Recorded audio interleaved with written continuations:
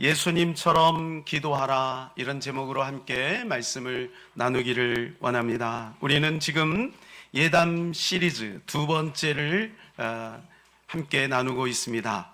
사랑하는 여러분, 기도는 호흡이라는 말을 들어보셨나요? 네, 많이 들어보셨으리라고 믿습니다. 저는 중환자실에 잠깐 있었던 적이 있습니다. 그들은 경각에 이 숨쉬는 한순간이 얼마나 귀한지 모릅니다. 숨이 멈추면 그의 생애도 멈추게 되고 사랑하는 가족과 이별하는 슬픔에 빠질 수밖에 없는 것이죠. 지난 한 주간 여러분 아마 숨을 잘 쉬셨으리라고 믿습니다. 그런데 영혼의 호흡인 이 기도는 얼마나 하셨는지요? 예수님은 늘 기도하며 사신 것을 보게 됩니다. 사실은 예수님은 기도하지 않아도 될 만큼 능력이 많은 창조주 아니겠습니까? 그러나 그는 늘 기도하며 산 것을 보게 됩니다. 새벽 기도, 철야 기도, 금식 기도, 또 비상 기도, 모든 기도를 예수님이 만드셨어요. 그래서 교회에서 기도회를 한다 그러면 여러분 저를 원망하지 마시고 예수님 왜 그러셨어요? 라고 예수님을 향해서 질문해 보시기를 바랍니다. 거기에는 뭔가 비밀이 있기 때문에 예수님이 기도하지 않으셨겠습니까? 하나님은 이 땅을 창조하시고 자연스럽게 이 땅이 돌아갈 수 있도록 하나님이 질서를 만드셨습니다.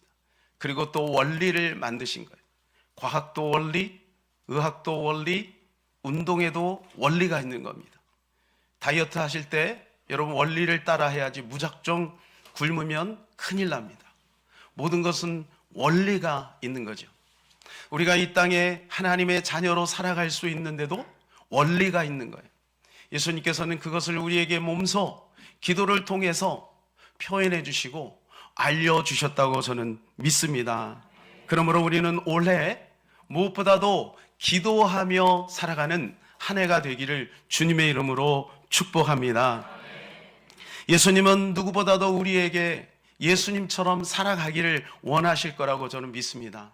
여러분, 그것은 부담이 아니고 그것은 우리의 특권이고 그것은 우리의 행복인 것입니다. 여러분, 우리가 어떻게 예수님을 닮아갈 수가 있겠습니까? 우리는 예수님을 닮아갈 수 있는 처지도 능력도 모양도 아닙니다. 죄성이 가득해서 날마다 넘어지는 자리에 또 넘어지는 연약한 우리가 아니겠습니까?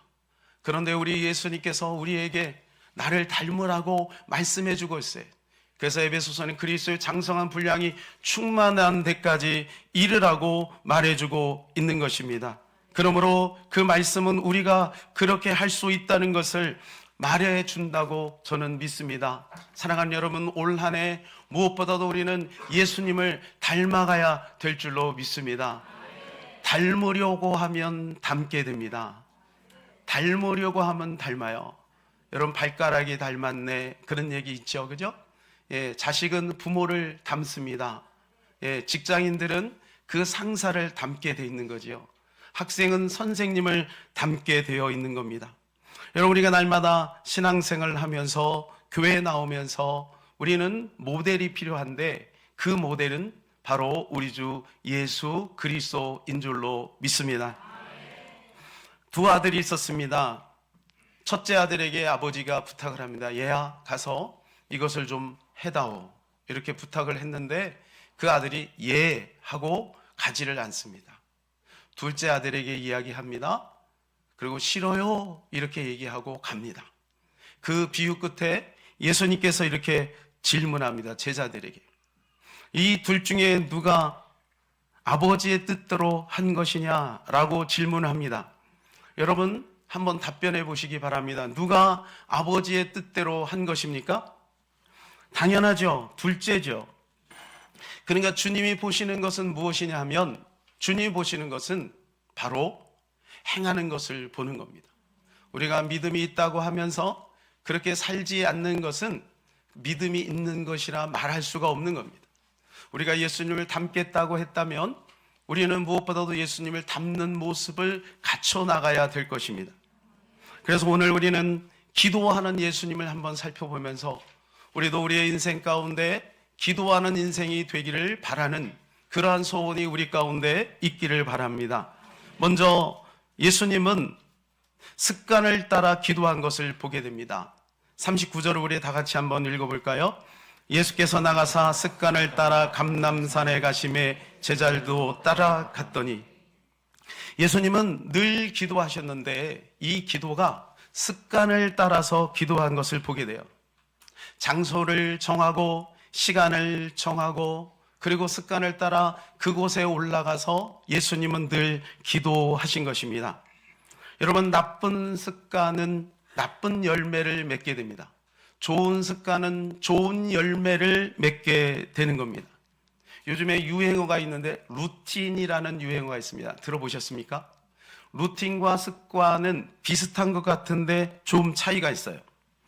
습관은 의식적으로 혹은 무의식적으로 반복하는 행동의 집체를 말한대요.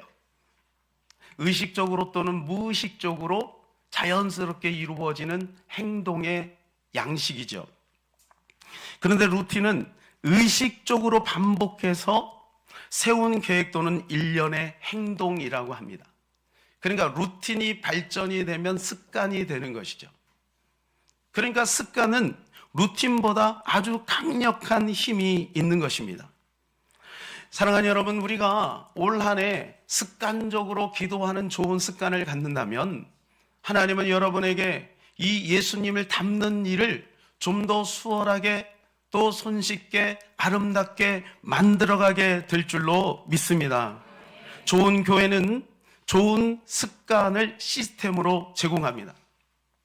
그 중에 교회가 해야 될 것은 기도하는 습관을 여러분에게 제공하는 것이라고 믿습니다.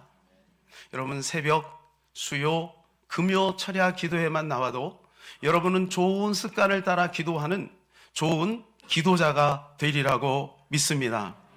제자들도 예수님이 이 모습을 따라서 살았던 것을 보게 됩니다.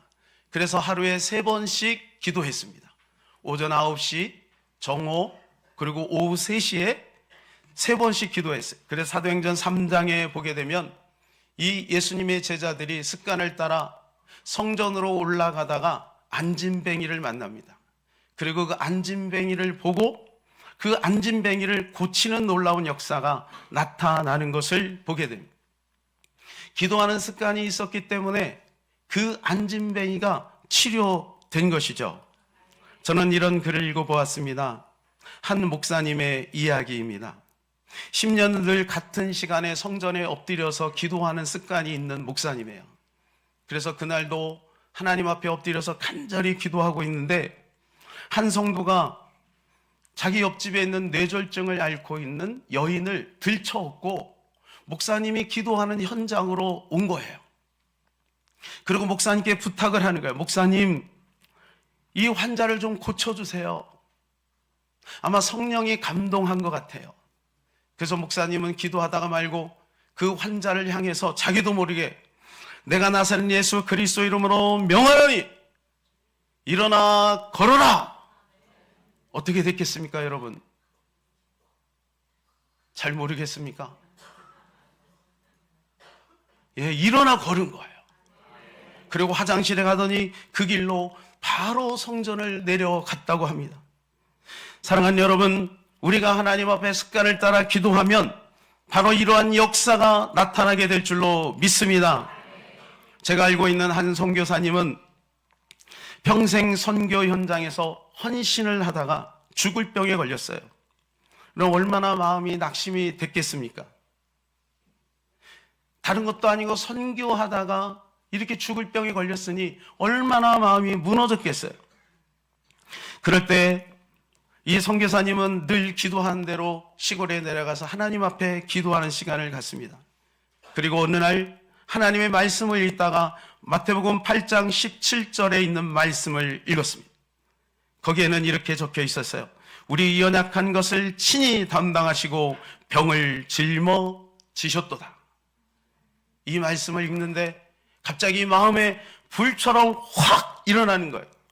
하나님께서 이 목사님의 마음에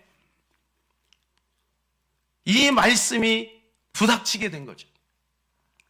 그리고 이 말씀을 가지고 하나님께서 이 말씀이 나의 말씀이라는 믿음이 생겨서 그는 그 말씀을 붙들고 하나님 앞에 다시 기도하는데, 하나님이 나를 고치셨다라고 하는 믿음이 생긴 거예요. 그래서 설거지하는 아내를 불러 세웁니다. 여보, 나 이제 다 고쳐졌어. 나 이제 다 나았어. 이렇게 선포하고 하나님께서 기적처럼 그 선교사님의 질병을 고치셨다는 이야기를 들었습니다. 사랑하는 여러분, 올 한 해 우리가 하나님 앞에 기도할 때 하나님께서 우리의 기도를 들어 응답해 주실 줄로 믿습니다. 두 번째로 예수님은 유혹에 빠지지 않게 기도하셨습니다. 우리 40절 말씀을 같이 한번 읽어볼까요? 그곳에 이르러 그들에게 이르시되 유혹에 빠지지 않게 기도하라 하시고. 네, 예수님께서 오늘 제자들에게 하시는 말씀입니다. 유혹에 넘어지지 않도록 기도하라. 결국 우리는 이 제자들이 유혹에 넘어진 것을 보게 됩니다. 가룟 유다는 예수님을 팔았고, 그리고 베드로와 제자들은 예수님을 떠났어요. 그리고 예수님을 떠나고, 그리고 비겁한 자가 되었습니다. 여러분, 왜 그랬을까요? 1시간 동안 기도하지 못하는 거예요. 여러분, 우리가 하나님 앞에 기도를 드리는데 1시간을 기도하지 못한다면 여러분, 제자라고 할 수가 있겠습니까? 여러분은 어떠세요? 하나님 앞에 기도할 때 우리가 1시간은 좋게 기도할 수 있을까요? 우리 철야 기도를 하다 보면 참 많은 분들이 나와서 기도하는 모습을 보게 돼요. 참 열심히 기도를 합니다. 그런데 기도가 쉽지 않은 것 같아요. 기도하다가 돌아가시는 분도 있고, 어떤 분은 기도하다가 이제 조는 분도 있고, 1시간을 기도하기가 그렇게 쉬운 것은 아닌 것 같습니다. 4가지 밭의 비유를 보게 되면 마태복음 13장 22절에 보면 이런 말씀이 있습니다. 우리 다 같이 한번 읽어볼까요? 가시떨기에 부러졌다는 것은 말씀을 들으나 세상의 염려와 재물의 유혹에 말씀이 막혀 결실하지 못하는 자요. 4가지 밭의 비유는 4가지 밭이 있는데 그 중에서 열매를 맺는 것은 오직 1가지 밭밖에 없다는 것을 말씀해 주고 있습니다. 근데 그 중에 이 가시떨기 나무의 특징을 이야기해 주고 있는데, 이 가시떨기 나무는 바로 뭐냐면 재리의 유혹에 넘어진다는 거예요. 여러분, 가시나무는 가시 때문에 열매를 맺지 못하게 되는 거예요. 왜 그럴까요? 가시가 기운을 막는 거예요. 그래서 알곡이, 나무가 열매를 맺기 위해서 기운을 올려야 되는데 기운을 올리지 못하고 가시가 그 기운을 다 뺏어 버린다는 거예요. 그런데 이 가시밭의 특징이 뭐냐 하면 세상의 염려와 재물의 유혹에 말씀이 막혀서 결실하지 못한다는 거예요. 여러분, 우리가 신앙생활을 열심히 하는 데 있어서 왜 우리의 삶에 열매가 없을까요? 그것은 바로 이러한 유혹을 이기지 못하기 때문이 아닐까, 이런 생각을 해보게 됩니다. 사탄은 사람을 유혹할 때 즐겨 사용하는 4마디 말이 있다고 합니다. 첫 번째 말이 이 정도는 괜찮겠지라고 하는 그러한 말입니다. 이 정도는 뭐 괜찮겠지. 술 한 잔쯤이야. 담배 한 모금쯤이야. 이 말 한마디쯤이야. 우리가 이렇게 생각할 수 있는데, 여러분, 큰 물고기는요 작은 미끼로 인해서 걸리는 거예요. 그러니까 이게 사단의 전략인 거죠. 두 번째는 딱 한 번인데 뭘, 이런 생각을 가져다 준다고 합니다. 딱 한 번이라고 한 무기를 사용한다는 거예요. 미국의 오클라호마 에이다의 제일 침례교에서 열린 부흥회 때 한 시각 장애인 복음 가수가 들려준 간증입니다. 자기가 어릴 때 아버지가 신앙생활을 잘하다가 어느 날 사냥의 마음이 빼앗겨 버렸어요. 그래가지고 주일날도 사냥을 가버린 거예요. 근데 아버지가 무슨 말을 했냐면, 야, 주일 한번 어긴다고 뭐 대수롭겠어? 이렇게 생각을 한 거예요. 그리고 주일날 사냥을 갔는데 아버지가 그 나무 사이에 있는 토끼 꼬리를 보고 멀리 있는 토끼꼬리를 보고 방아쇠를 탁 당겼는데, 여러분 그게 누구냐? 바로 자기의 아들 본인이었다는 거예요. 그리고 그 총알이 이 옆에 눈을 탁 스치면서 실명이 돼버린 거예요. 딱 한 번만, 딱 한 번인데 뭘, 이런 생각을 가지고 있다가 바로 자기가 이런 고통을 평생 당하게 되었다고. 그러나 하나님의 은혜로 그가 복음성가 가수가 되어서 오늘 이렇게 많은 대중 앞에 주님을 찬양할 수 있는 은혜에 감사하다는 고백을 함께 하고 있는 것입니다. 이것 때문에 아버지는 정신을 차리고 그 이후에 믿음 생활을 잘 하게 되었다는 거예요. 여러분, 그러나 이 딱 한 번의 실수로 인해서 그 사랑하는 아들이 치명적으로 실명을 당했으니 그 아버지가 평생 얼마나 후회를 하겠습니까? 그러므로 마귀의 그 유혹의 말, 딱 한 번인데 뭘 라고 하는 것을 쉽게 여기지 않는 저와 여러분 되기를 바랍니다. 세 번째는 너는 아직 젊었어 라는 거예요. 너는 아직 젊었어. 제가 전도하다 보면 많은 분들이 그런 이야기를 합니다. 세상 좀 즐기고, 그리고 나이 들어서, 그래서 이제 제가 교회 갈게요. 이런 이야기를 많이 합니다. 여러분, 이게 마귀의 유혹입니다. 전도서에 보게 되면 정말로 인생에 즐길 것 다 즐긴 솔로몬이 마지막에 이렇게 이야기합니다. 모든 것이 헛되고 헛되고 헛되니 모든 것이 헛되도다. 그리고 젊은 청년들에게 이렇게 권고합니다. 너희가 지금까지 내가 한 말을 다 들었지? 그러니 너희 일평생 젊을 때 여호와를 경외하며 살아라. 이렇게 권고를 하는 것을 보게 됩니다. 그러니까 여호와를 경외하는 것만큼 가장 귀한 일이 없다는 거예요. 여호와를 경외하는 것만큼 가장 존귀한 일이 없다는 것이죠.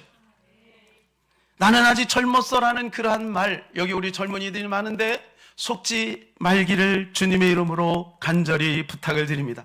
네 번째는 뭐냐? 누구나 이렇게 사는데 뭘? 이란 거예요. 누구나 이렇게 사는데 뭘?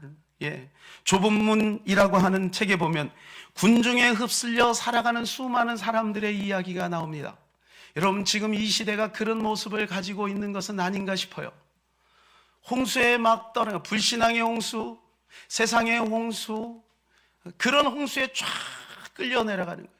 그런데 자기가 그렇게 끌려 내려가는 것을 가만히 지켜보고 있는데, 내가 그렇게 끌려가는 것을 인식은 하겠는데 옆에 보니까 다 그렇게 가는 거예요. 집사님도 가고, 성도님도 가고, 선생님도 가고, 장로님도 가고, 목사님도 가고, 그냥 이 시대가 같이 홍수에 끌려 내려가는, 이건 당연하지 않은, 홍수가 터졌으면 다 끌려가는 거예요. 홍수는 그 역할을 하는 거예요. 여러분, 지금 이 시대 홍수 속에서 과연 나는 믿음을 가지고 거슬러 올라가고 있는가? 아무리 큰 물고기라도 죽은 물고기는요 떠내려가는 것이고, 살아있는 물고기는 거슬러 올라가는 것입니다. 사랑하는 여러분, 누구나 이렇게 사는데 뭘이라고 하는 마귀의 유혹의 말에 넘어지지 말고 믿음을 따라서 거슬러 올라가는 저와 여러분 되기를 주님의 이름으로 축복합니다. 마틴 루터는 부흥회 때 자주 이런 예화를 들었다고 합니다. 어느 날 사탄의 부하들을 불러서 성과를 다 보고하라고 합니다. 한 부하가 이렇게 외칩니다. 자랑스럽게 외칩니다. 저는 그리스도인들이 콜로세움의 사자바바에 되게 했습니다.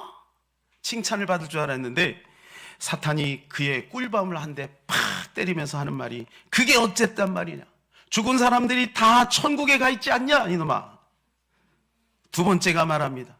저는 선교사님들이 담배를 출몰시켜 모두 죽게 만들었습니다. 그랬더니 그래도 그나마 다행이다. 그 선교사들이 선교를 못하게 됐으니 그래 괜찮아. 세 번째가 이 얘기입니다. 저는 오랫동안 신앙생활 한 성도를, 한 사람을 딱 골라서 그 교회 대표급 되는, 그렇게 새벽 예배를 열심히 하고 그렇게 기도 생활을 열심히 하면 그 사람에게 복을 줬습니다. 돈을 많이 벌게 했어요. 그랬더니 그가 점점 여가 생활을 즐기기 시작하다니 갑자기 교회의 발걸음을 끊기 시작합니다. 제가 어렸을 때 우리 담임 목사님에게 들었던 말씀에 실제 있었던 이야기 같아요. 이분이요 가난하고 힘들 때 하나님 앞에 매어 달려서 매일 철야를 하면서 기도를 하기 시작합니다. 하나님 도와주세요. 우리 가정을 불쌍히 여겨주세요. 사업의 문을 열어주세요. 하나님이 조그만 공장을 하게 합니다. 그래서 그 공장이 잘 되는 거예요. 그랬더니 어느 날 이분이 수요 예배를 빠지기 시작합니다. 그리고 금요 철야 예배를 빠지기 시작합니다. 그래서 전화를 했어요. 아무개 집사님 왜 이러세요? 왜 이러세요? 그랬더니 하는 말이, 목사님 너무 바빠서요. 너무 바빠서요. 그래요? 그렇게 바빠요? 알겠습니다. 제가 바쁘지 않게 기도할게요. 여러분, 제가 여러분을 바쁘지 않게 기도하는 일이 없기를 바랍니다. 그 뒤로 어떻게 됐느냐? 진짜 바쁘지 않은 일이 생긴 거예요. 예, 그 뒤로 자세히 말씀을 안 드리겠습니다. 사랑하는 여러분, 마귀의 유혹은요, 우리 앞에 이렇게 도사리고 있는 거예요. 마귀는 너무 머리가 좋아요. 어디를 건들면 이 사람이 넘어질지, 자존심을 건들면 넘어지는지, 재물에 넘어지는지, 이성에 넘어지는지, 게으름에 넘어지는지 마귀는 잘 알고 있는 것입니다. 그래서 우리는 이 마귀의 유혹에 넘어지지 않기를 날마다 깨어서 기도하며 나가야 될 줄로 믿습니다. 세 번째는 예수님이 간절히 기도하였다는 것입니다. 우리 44절 같이 한번 읽겠습니다. 시작.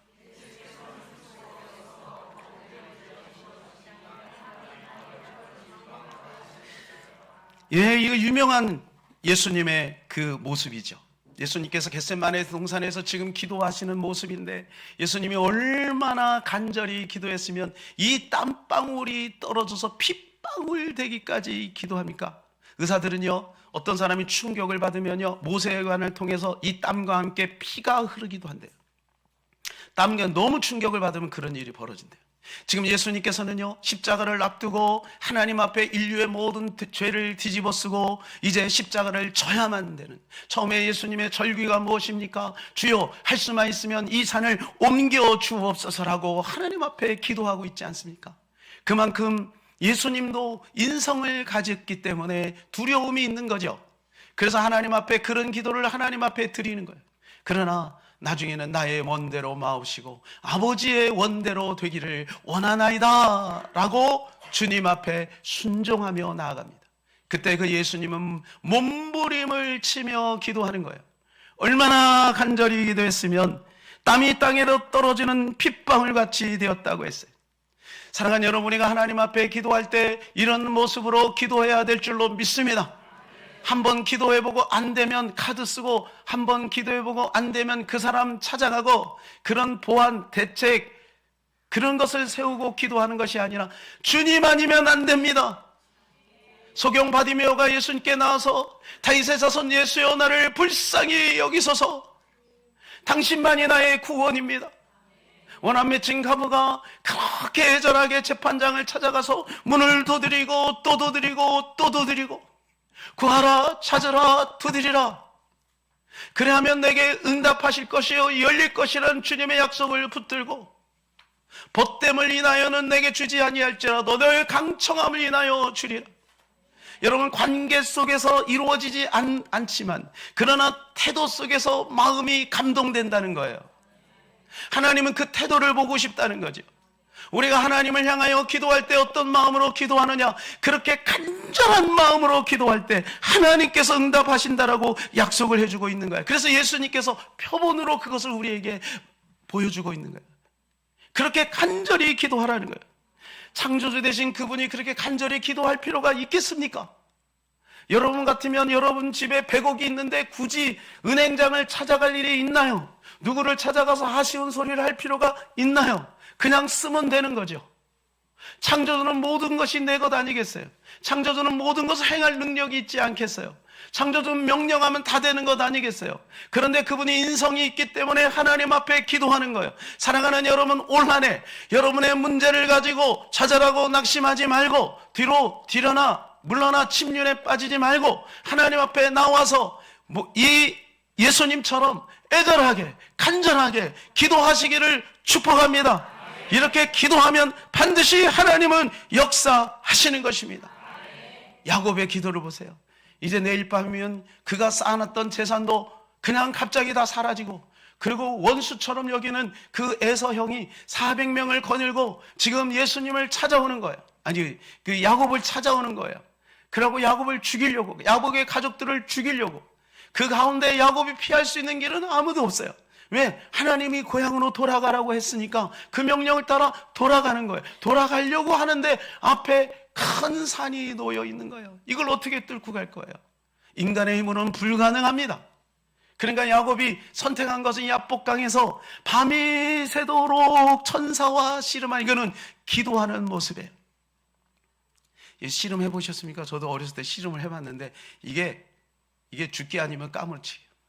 네가 이기든지 내가 지든지 둘 중에 하나야. 둘 중에 하나야. 없어요. 이거는 져야지 끝나는 거야.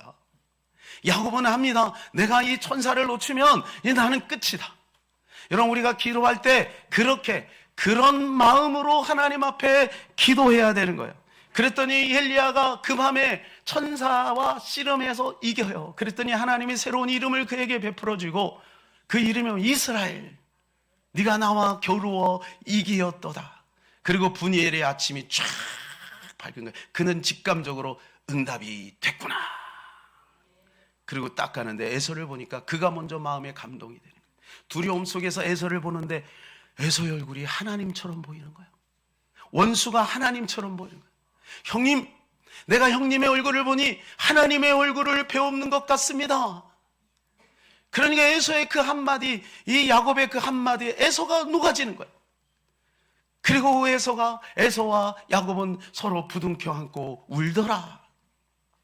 여러분, 하룻밤 사이에 일어난 기적이에요. 성경은 이런 기적들이 너무너무 많죠. 저는 이 히스기야 왕을 너무 좋아합니다. 그러므로 사랑하는 여러분, 나라를 위해서 기도하면 하나님은 반드시 좋은 길로 인도해 주실 줄로 믿는 것입니다.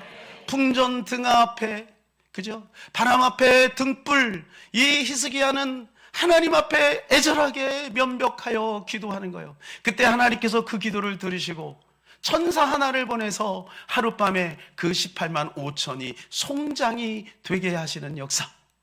여러분, 기도에는 그런 비밀이 있는 거예요.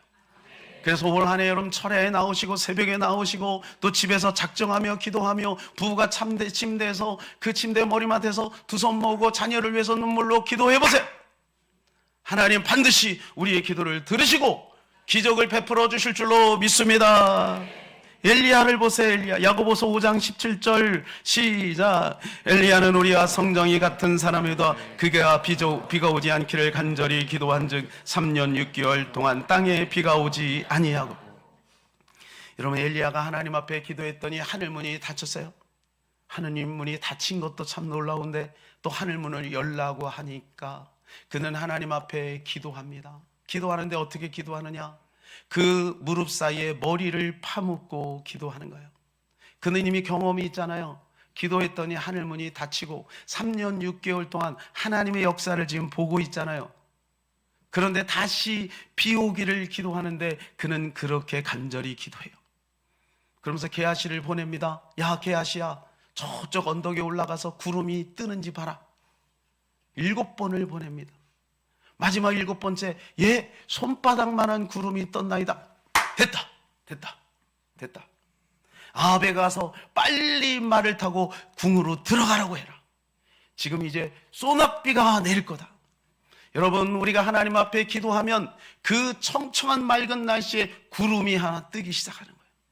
그 작은 구름이 탁 뜰 때 이 구름은 축복을 몰고 올 것이고 능력을 몰고 올 것이고 우리의 평안을 몰고 오게 될 줄로 믿습니다. 엘리야는 그렇게 하나님의 기적을 경험한 것입니다. 제가 이거를 한번 흉내를 내보려고요. 무릎 사이에 머리를, 일단 배가 나오니까 안 되더라. 배가 나오니까 힘들어요. 여러분 한번 집에 가서 해보세요. 해보신 적 있어요? 이게 간절하면 나도 모르게 내려가요. 막 좌우 반동, 앞뒤 반동 막 이렇게 하다 몸부림치다가 막 내려가면서 얼굴, 무릎 사이에 머리가 탁 들어가는 순간, 와, 그때 엘리야가 되는 거예요. 간절히, 여러분 간절히라는 말이 뭐예요? 간이 저리도록.